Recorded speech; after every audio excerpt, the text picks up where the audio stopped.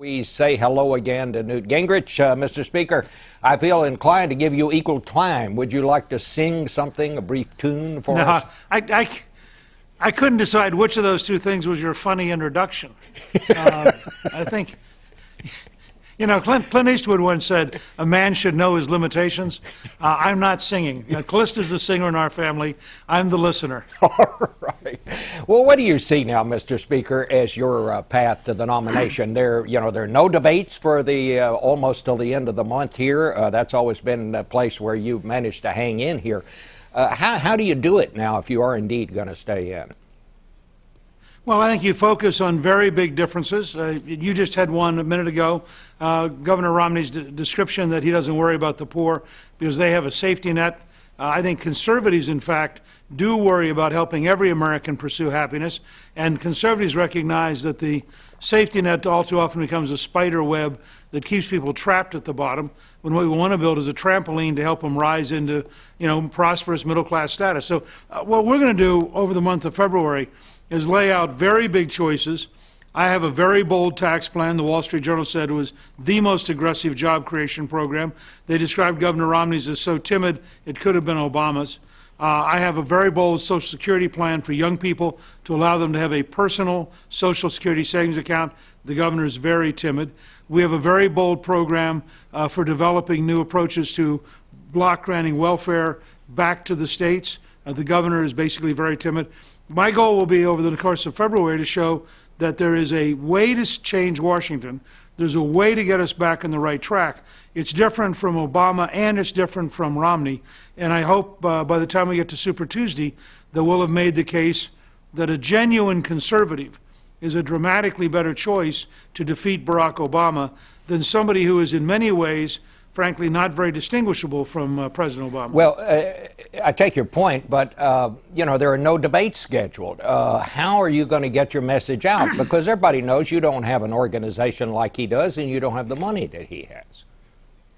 No, but what we do have is a lot of people. We have a lot of popular support. At Newt.org, we now have 160,000 donors. We have thousands more signing up every week. 97% of them, by the way, are under $250. So we have a pretty big grassroots movement in every single state. And when you look at, for example, the last two, the primary in South Carolina and the primary in Florida, an interesting side effect. In Florida, every county that I carried, and I carried most of the northern counties in the state, every county that I carried had an increase in turnout over last time. Every county that Governor Romney carried had a decrease in turnout over last time. In South Carolina, we set the record. We had a 1/3 increase in turnout. And so my job, all the way to Super Tuesday and then beyond to Texas, and my goal is, with Governor Perry's help and others, to have basically be about tied in delegates around the time we come out of Texas.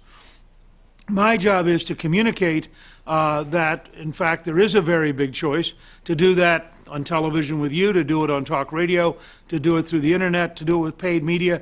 We had a very good series of fundraising meetings and calls over the last couple of days. There's a large number of people who, when they look at Governor Romney's background, they look at how similar Romneycare and Obamacare are. They look at his job creation record, which was the 3rd worst in the country.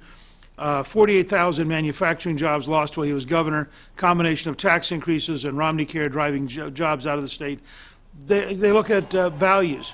He was pro-abortion, pro-gun control. I think there are a lot of people coming to me and saying, we need one conservative candidate as an alternative, and they're prepared to help raise money to be that candidate. Let me ask you this. You said something back in Iowa to Nora O'Donnell and to myself that really stuck with us.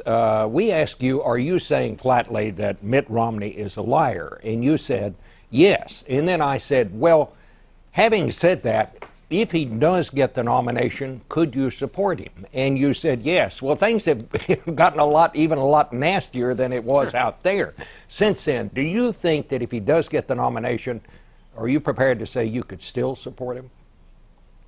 Look, I believe that President Obama is such a direct threat to the future of this country that I will support the Republican nominee because I think the re-election of President Obama is a disaster. Just take the one example in the last 10 days of the war against the Catholic Church, which the Obama administration has launched, which is the most outrageous assault on religious liberty in American history. This is an administration which consistently, again and again, now they're negotiating with the Taliban. They're steadily, incrementally accommodating radical Islamism. Every time you turn around, the Obama administration, which has a plan, by the way, at the Environmental Protection Agency to add 25 cents a gallon to every gallon of gasoline at a time when it's already the highest price in history. So I will tell you, I think President Obama is so unacceptable that I will support the Republican nominee. That doesn't mean that I approve of Governor Romney's approach, but compared to President Obama, I think there'd be no choice. Let me ask you just one question about something that's not directly about the campaign. This situation in Syria has really taken a turn for the worse. President Obama is saying Assad must halt his campaign of killing and crimes now and that he must step aside. Is there anything we can do beyond that, or should we? Well, I think there are a lot of things we could do covertly in terms of supplying weapons, helping people in the region supply advisors. I think which we should make clear to the world that Assad's is going to go, and I think you can put together a coalition to get rid of him. I don't think you need to use American troops, but you do need to communicate that those who are opposed to Assad will get the kind of support they need in order to defeat him. Mr. Gingrich, thank you very much for stopping by. We hope to see you again before all this is over. Appreciate you coming by this morning.